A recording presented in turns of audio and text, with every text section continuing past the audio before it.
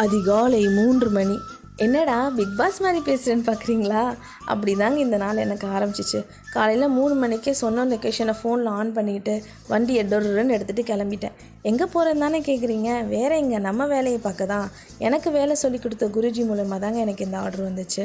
நம்ம பிரைடுக்கு ஒர்க் பண்ண போகிறது இல்லை, பிரைடோட ஃபேமிலிக்கு ஒர்க் பண்ண போகிறோம். அதனால் சொன்ன லொக்கேஷனுக்கு சரியாக வந்துடுன்னு சொல்லியிருந்தாங்கங்க. அதுக்கு தாங்க போனேன்.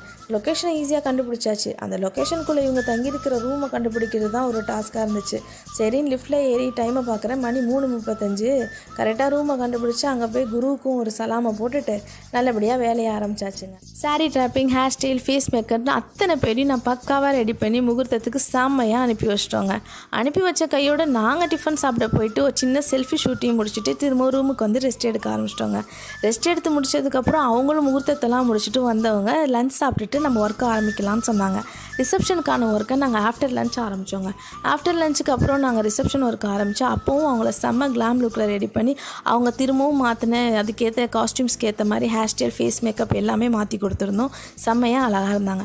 ஆனால் என்னன்னா நாங்கள் ஒர்க் பண்ண பிஸியில் நிறையா பேரை ஷூட் எடுக்க முடியல. ஃபோட்டோ ஷூட் எடுத்த வரைக்கும் நான் அட்டாச் பண்ணியிருக்கேங்க. பார்த்துட்டு எப்படி இருக்குன்னு சொல்லுங்கள். ஃபங்க்ஷனை முடிச்சுட்டு நாங்கள் நைட் டின்னர் சாப்பிட்டுட்டு தான் போகணுன்னு கேட்டுட்டதுனால ரிசப்ஷனில் செம்ம டின்னர் சாப்பிட்டுட்டு அங்கேருந்து நாங்கள் கிளம்பிட்டோங்க.